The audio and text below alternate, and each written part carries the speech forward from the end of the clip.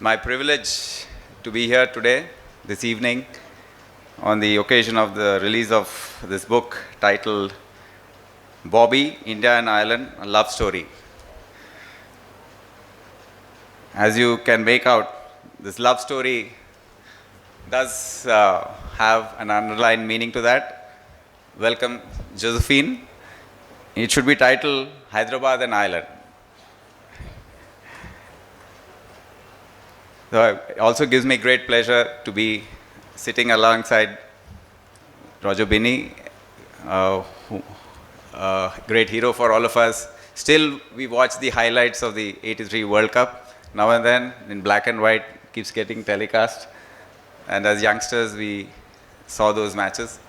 And of course, dear friends on the dais, VVS, and all the seniors sitting here along with their family members.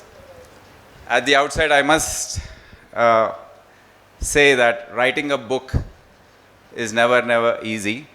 And my first experience of experiencing how difficult it is was when Harry was writing the book for Doc, M.V. Sridhar, after his untimely passing. And the amount of hard work he put in, the number of people he had to consult to get to the facts, his friends, childhood friends, and trying to retrace the entire history. I was amazed that then I realized that all the books which are out would have been a result of so much of hard work.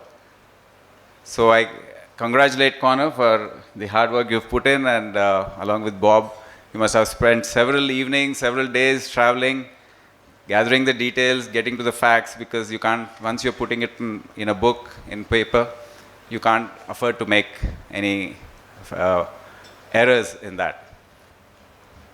Coming to Bob, of course, he's too senior for me to talk about personal experiences, but I remember playing only one innings against him. We were playing for Deccan Blues in the year 1986, I think. The Deccan Blues versus a power-packed Andhra Bank team. All of them, I think out of 11, 10 were Ranji Trophy players playing for. And we were bowled out for 122. And that was my best innings. I scored 63 of them. He took 8 wickets. One of my teammates, Vikram, is here. I saw him when I came in. Vikram Man.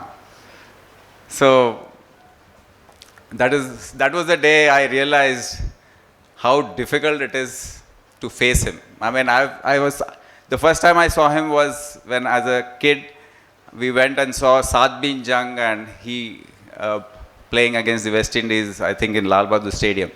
Those were the times when we used to sit on those stadium stairs and cheer. It was pure fun. And Saad Bin Jung had scored 100, and we thought, being in school, he would play for India. But he didn't. Then that was the first time I remember seeing him with the hair. I just can't believe that he's without that hair. You are a rock star, Bob. You should have continued that. And maybe you had that hair when Josephine fell in love with you. Was that one of the reasons, Josephine? His appearances? He was a hero. There's no doubt, with long mustache. That's the image I have of him even now. So whenever I meet him with this bland look, I said, Bob, this is not you. We want to see you like that. Maybe perhaps he can have a wig for all of us right now. Anyway, he gave me the book a few days ago, and I had the chance to just glance through it.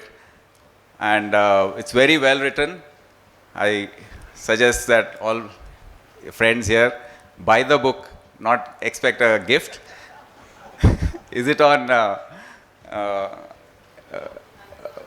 Amazon or something? Oh, good.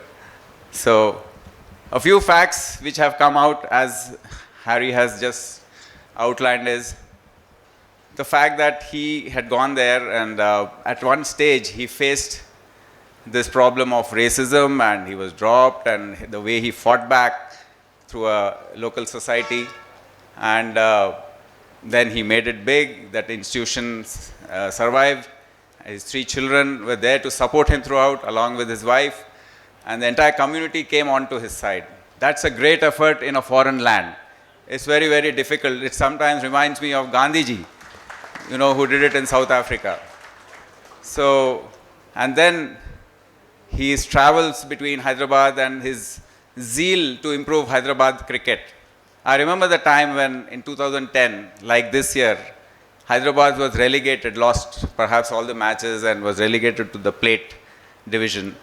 And the next 3-4 years he was here, the management then had the courage to enlist his services. And he did such an excellent job with the Hyderabad Cricket Academy of Excellence. The team again, I think, rose back into the 10th, 8th position or something, back into the Group A elite category. So, all that passion he has for cricket and the zeal he had, the commitment he had for Hyderabad to improve Hyderabad cricket is something which we see even today. Today also he hopes for a chance to be given to him to improve Hyderabad cricket. I hope it happens. I wish you all the best, Bob, in the days to come. I'm sure it will happen. And then the other aspects like his commitment and his fight for to unturn the injustice, and also the love for his country, which comes through very much in his writing in the biography details. So very happy to see all my cricket friends, and also to be present on this occasion and to be invited for this book release. Thank you so much, Bob, and thank you, Harry.